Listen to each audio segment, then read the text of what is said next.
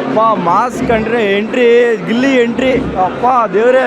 ನಾನು ಫ್ರೇಮ್ ಇಟ್ಕೊಂಡು frame maintain ಮಾಡೋಕ್ಕಾಗ್ತಾ ಇಲ್ಲ. ಗಿಲ್ಲಿ ಎಂಟ್ರಿ ವಿಸಿಲ್ ಹೊಡೆಯೋಕ್ಕಾಗ್ತಾ ಇಲ್ಲ, ಹಿಡಿಯಕ್ ಆಗ್ತಾ ಇಲ್ಲ ಬ್ರೋ. ಆ ತರ ಕ್ರೇಜ್. ಟೀಸರ್ ಅಲ್ಲಿ ಬರೀ AC ಹಾಗೂ PC ಅಂತ ಅದೇ ಡೈಲಾಗ್ ಇದು ಗಿಲ್ಲಿ ಅವ್ರದ್ದು ವೈರಲ್ ಆಗಿತ್ತು.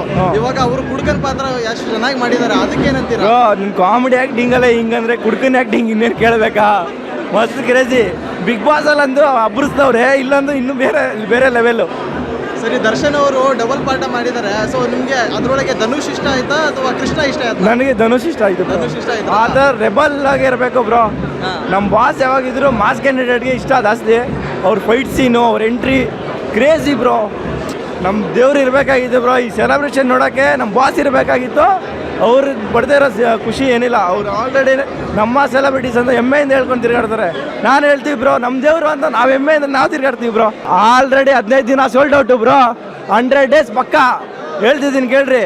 ಎಲ್ಲರೂ ಹೇಳ್ತಾರಲ್ಲ, ಎಷ್ಟು ನಿನಗೆ 10,000 ಕೊಡ್ತೀನಿ ಟಿಕೆಟು ಅಂದ್ರೂ ಒಂದೇ ಒಂದು ಟಿಕೆಟ್ ನಿಮ್ಗೆ ಕೊಡ್ತಾ ಇಲ್ಲ. ಆ ಥರ ನಮ್ಮ ಬಾಸ್ ಕ್ರೇಜು.